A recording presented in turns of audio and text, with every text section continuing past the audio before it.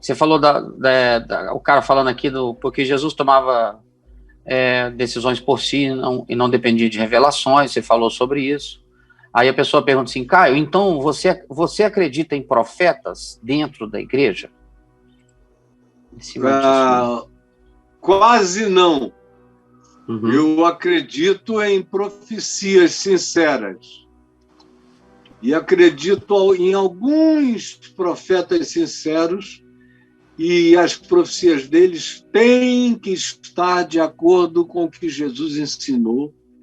Não existe profecia de Deus que ensine contra o espírito do que Jesus ensinou. Então, eu conheço muito poucos profetas. Eu conheci no curso desses 50 anos de ministério pouquíssimos profetas, talvez 5. 5. E, normalmente, eles não se intitulam profetas, eles não se apresentam assim, eles não têm nenhum trejeito de tremeliques e de qualquer coisa, eles são discretos e eles não se oferecem para profetizar. São as principais marcas. E eles só falam a palavra segundo o Espírito ensinado pelo Evangelho de Cristo. Aí eu conheci pouca gente. Mas no curso da História da Igreja, quando eu estou falando de História da Igreja, é do Pentecostes para cá. Inclusive passando pelo processo de cristianização no século IV com Constantino. De lá para cá, quase todos os movimentos de natureza pentecostal acabaram em grandes confusões. Foi assim no fim do primeiro século, foi assim no segundo século, foi assim no terceiro século, foi assim no quarto século, foi assim no quinto século. Em cada século teve algum movimento de natureza pentecostal que acabou em falsas profecias, em adventismos marcando a volta de Jesus. E aí, quando a gente chegou depois da Reforma Protestante, começou a haver uma onda de escatologismo muito grande da parte dos protestantes.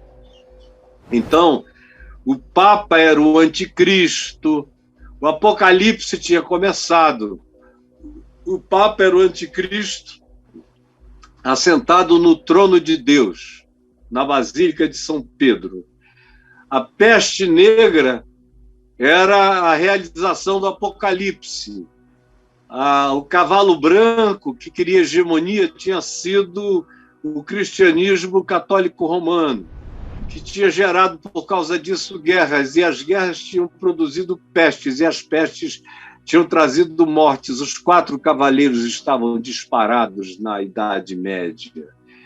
Aí deu uma arrefecida nisso um pouquinho, aí a gente tem Renascença, Iluminismo, diminuem um pouco isso. Quando o Iluminismo começa a dar lugar à expansão do crescimento da Igreja nos Estados Unidos, nas colônias americanas, antes dos Estados Unidos da América, começa um grande surto de natureza puritano-pentecostal. Grande surto. Acabou em morte, em fogueira, em apedrejamento, em forca, em tudo que vocês não querem nem imaginar, porque não querem nem ler, nem aprender o que está acontecendo hoje, quanto mais para trás. E aí a gente chegou ao século XIX com aquela quantidade de avivamentos, com Moody, com Finney, e na Inglaterra a gente já tinha tido 250, já chega quase 200 anos antes, 100 e tantos anos antes do início desse século, agora a gente está com 250, o avivamento wesleyano, que dos avivamentos foi disparado o melhor de todos e o mais saudável. Aí surgiram outros, de Finney, que era um avivamento muito neurótico, muito culposo, angustioso, a meu ver, era mentalmente enfermiço. O avivamento de Finney, o de Jonathan Edwards, era um avivamento profundamente neurótico, paranoico, angustioso, culposo, dos tipos mais extremos. Aí a gente começou, desde o avivamento da Rua Azusa para cá, com essa proliferação de línguas estranhas, que foi o que adoeceu a igreja evangélica no Ocidente inteiro.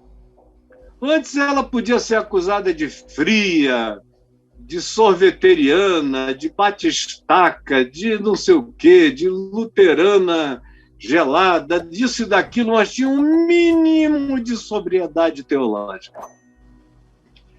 Aí, depois do avanço, da explosão do pentecostalismo nos Estados Unidos, especialmente no Brasil e na América Latina, a gente herdou o que a gente tem aqui, que é tudo menos Igreja de Cristo Jesus. É a igreja de homens enlouquecidos e loucos pelo poder.